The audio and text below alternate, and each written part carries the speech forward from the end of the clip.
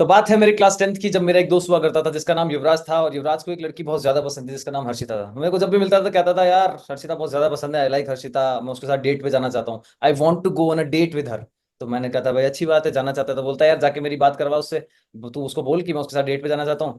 तो मैंने कहा ठीक है भाई। ये सुनते ही मैं चला गया हर्षिता की तरफ, और हर्षिता के पास जाकर जैसे ही मैंने देखा तो वो मेरा हाई हेलो करके टाइम वेस्ट करवाना चाहती थी, मगर मैंने टाइम बिना वेस्ट किए सीधा उसको पॉइंट टू पॉइंट बात रखते हुए बोल दिया कि भाई युवराज तेरे साथ जो है डेट पे जाना चाहता है। Yuvraj told me that he wanted to go on a date with you.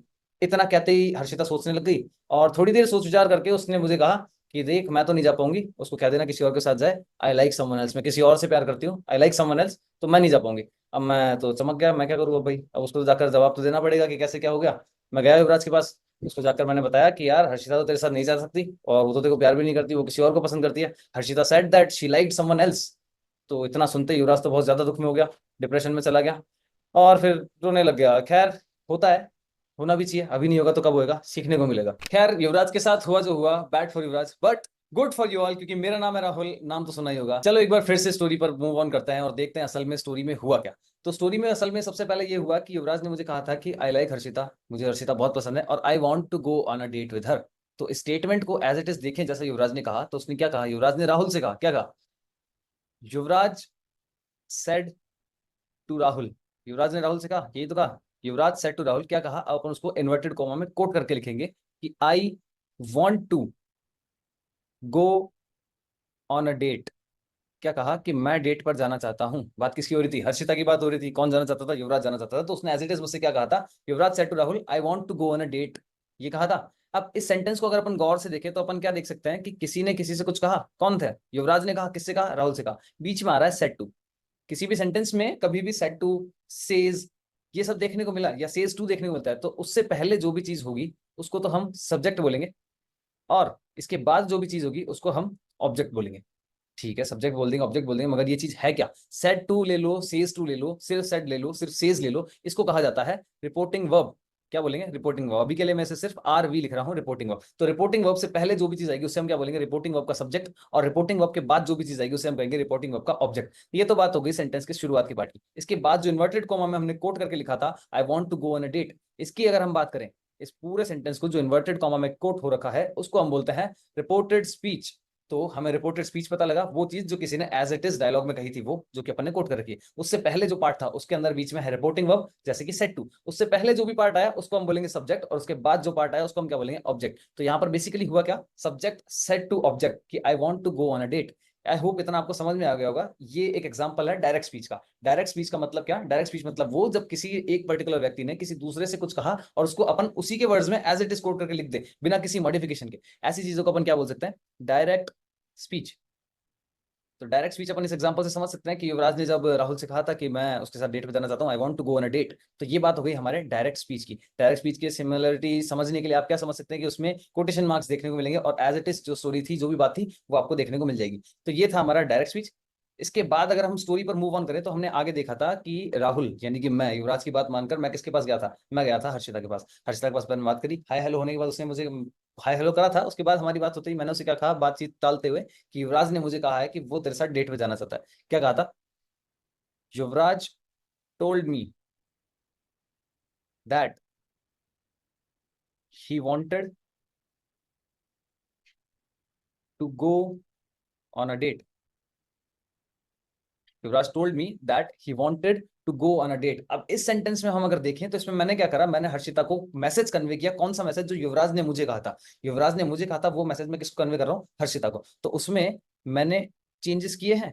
अगर आप नोटिस कर पा रहे हैं तो सेंटेंस में मैंने युवराज टोल्ड मी करा, उसके बाद बीच में दैट लगाया, और फिर लिखा अपने वर्ड्स में, युवराज ने मुझे कहा कि वो तेरे साथ डेट में जाना चाहता है। इसमें मैं अपने ओन वर्ड्स में एक सेंटेंस को फॉर्मुलेट कर रहा हूं, जिससे ये पता लगे कि मैं किसी का डायरेक्ट मैसेज था उसको इनडायरेक्टली तुम्हें कन्वे कर रहा हूं। ऐसी चीजों को अपन कहते हैं इनडायरेक्ट सेंटेंसेस या इनडायरेक्ट स्पीच। इनडायरेक्ट स्पीच में क्या होता है, जो कोटेशन मार्क के अंदर का जो सेंटेंस था, जिसको अपन रिपोर्टेड स्पीच कह देते हैं, उसको मॉडिफाई किया गया है इस तरीके से ताकि समझने वाले को, या फिर जिसको अपन बात बता रहे हैं, वो उसको इजीली समझ पाए। तो ये बात थी डायरेक्ट स्पीच से इनडायरेक्ट स्पीच की। ठीक है, विद इट हम आगे बढ़ते हैं स्टोरी में। स्टोरी में इसके बाद क्या हुआ था, हर्षिता ने बताया सोच के कि मैं तो उसे लाइक नहीं करती। उसका स्टेटमेंट क्या था, आई लाइक समवन एल्स। अब यहां पर अगर अपन देखें तो उसने क्या कहा, हर्षिता सेड टू राहुल हर्षिता ने राहुल से क्या कहा कि I like someone else, sorry, Harshita ने राहुल से कहा आई लाइक समवन एल्स। अब हर्षिता ने स्टेटमेंट का जवाब देते हुए क्या कहा था, आई लाइक समवन एल्स। अब इस केस में भी बात करें तो हर्षिता ने राहुल से कहा हर्षिता सेड टू राहुल, तो अब इसमें सेड टू क्या हो जाएगा हमारा, रिपोर्टिंग वर्ब। रिपोर्टिंग वर्ब से पहले जो था वो क्या हो जाएगा, सब्जेक्ट, और रिपोर्टिंग वर्ब के बाद जो है वो क्या हो जाएगा, ऑब्जेक्ट, और उसके बाद इन्वर्टेड कॉमास में जो चीज लिखी हुई है वो क्या हो जाएगी हमारी, रिपोर्टेड स्पीच। अब सिमिलरली हर्षिता ने मुझे जो बात कही मैं जाकर उसे युवराज को बताऊंगा। जब मैंने युवराज को बताया तो मैंने इस ट्रांसफॉर्म करके सेंटेंस को क्या कहा, Harshita said that she liked someone else. अब अपन इन दोनों सेंटेंसेस में अगर कंपेयर करें, बात तो एक ही चीज कन्वे हो रही है। पहले पार्ट में उसको इन्वर्टेड कॉमा में एज इट इज उसके वर्ड्स में लिखा हुआ है, दूसरे पार्ट में मेरे वर्ड्स में जो मैंने ट्रांसफॉर्म करके युवराज को बताया वो मैसेज लिखा हुआ है। दोनों में हम देखें तो एक तो हमें सेड टू में चेंज देखने को मिल रहा है। अब आज से आपको ये याद रख लेना है, सेंटेंस के बीच में रिपोर्टिंग वर्ब जो भी आएगी वो आमतौर पर या तो सेड टू रहेगी या फिर सिर्फ सेड रहेगी, या तो सेज टू रहेगी या फिर सेज रहेगी। तो जब भी किसी भी सेंटेंस में अगर ये चीजें देखने को मिलती है, इनको ट्रांसफॉर्म करने का क्या तरीका है वो मैं बता देता हूँ।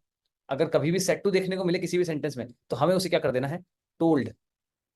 कभी भी सिर्फ सेड देखने को मिलता है सेंटेंस में तो उसे कर देंगे हम सेड दैट।